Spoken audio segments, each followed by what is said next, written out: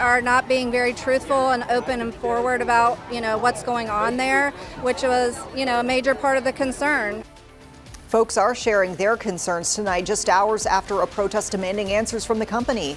Despite growing concerns, Silfab officials say that they hope to resume activity at the facility in the next 30 minutes, even after being ordered to cease all operations just yesterday. We anticipate starting back up operations tonight at 6:30. We're taking a closer look at what it means for the community and whether the state signed off on it all. And many of you do want to know, what impact could these chemical incidents have on the environment? We're going straight to the experts for answers. And we do thank you for joining us tonight. I'm Vanessa Rufus. I'm Colin Mayfield. Right now, 2 chemical incidents at Silfab Solar within days of each other. They have residents and leaders demanding answers tonight, and they are calling for the plant to be shut down indefinitely until safety can be confirmed. We're following the latest from the company statements to state orders and the community pushing for accountability. And tonight we do start at the beginning. On Tuesday, emergency crews responded to the Silfab plant after a spill involving potassium hydroxide, a chemical commonly used in manufacturing. This incident prompted local leaders and community members to call for a closer look at the facility, raising new safety concerns. Then on Wednesday, the Fort Mill School District called for Silfab to shut down, pointing out the facility is just a few hundred yards from the Flint Hill Elementary campus. Then yesterday, a second incident was reported at the solar plant, this time involving a chemical leak. It forced the school to close yesterday and today. Now, just hours ago, York County Council held a special meeting to address everything that's gone on. Before we dive in, though, we do want to take a look at video actually showing that distance between Flint Hill Elementary and Silfab. As you can see, the school sits just a few hundred yards from the facility, separated by only a thin tree line. Local residents say they've raised concerns about this for months. As the fallout continues, we do have team coverage for you tonight. Just hours ago, we heard from Silfab leaders for the first time this week. They say the incident was a small contained leak.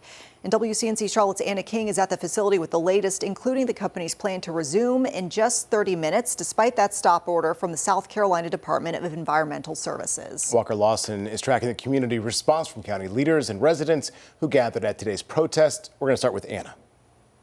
Silfab leaders say they've been in constant communications with York County and state environmental officials all week. They insist the incidents were safe and controlled, but school leaders and parents say 2 incidents in 1 week are too many. Friday, Silfab leaders face questions about what happened at their Fort Mill facility.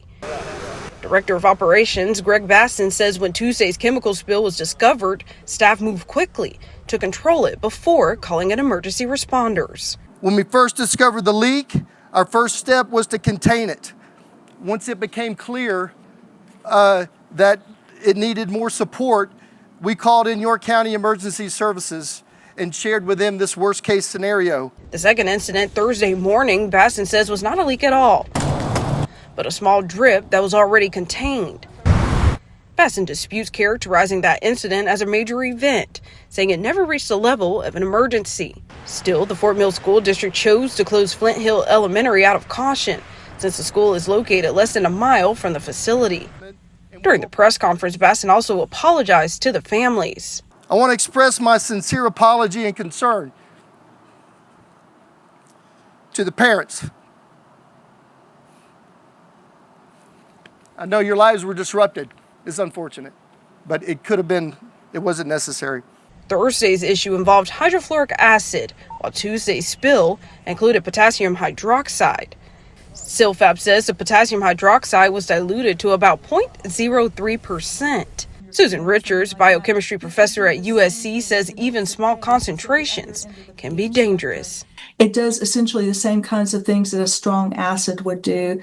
So high pH instead of low pH, but you burn your skin.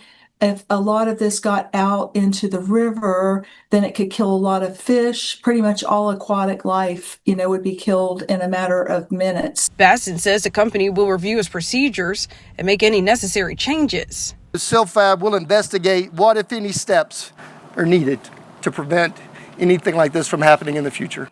In Fort Mill, Anna King, WCNC Charlotte. Now, we did contact the South Carolina Department of Environmental Services to confirm whether the facility was authorized to resume work. We are still waiting to hear a response.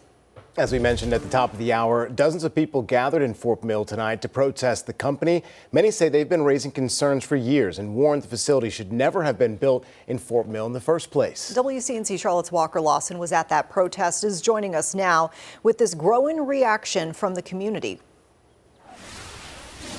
Well, that's right, guys. Well over 50 people gathered here against Silfab Solar, all demanding for transparency.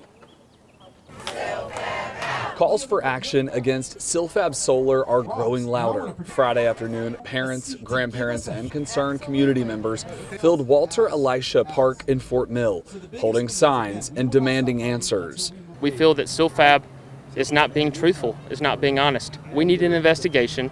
We need DES to help us understand what has happened and how they are going to make them operational again. It's impossible in my mind. I feel like they are not being very truthful and open and forward about, what's going on there. For parents like Lauren Bluth, they say transparency is lacking from the school board, Silfab, and county council, especially as they went into a closed session Friday, a move some council members tried to stop. I make a motion that we do not enter into executive session and that we hold the presentations and information in the public so that the public has the ability to have everything that we're talking about, and that I believe that the public deserves to have transparency and honesty and openness for this safety process. But following a lengthy discussion with legal, they were advised to meet an executive session pertaining to Silfab Solar. Once back in the chamber, they passed a motion allowing county leaders to invoke emergency ordinance powers, issue cease and assist orders, and support the enforcement of environmental safety efforts. It also requires a timeline of these recent events be made public. Their hope from all of this is Silfab moves. With Silfab, we'd like to see them move to a properly zoned location. We feel that this is inappropriate in a densely populated area. We know that there's plenty of opportunities within York County to move them to an appropriately zoned location, and it's not near schools, it's not near families. Well, they all plan to have another protest on March 16th at York County Council. Reporting in Fort Mill, Walker Lawson, WCNC Charlotte.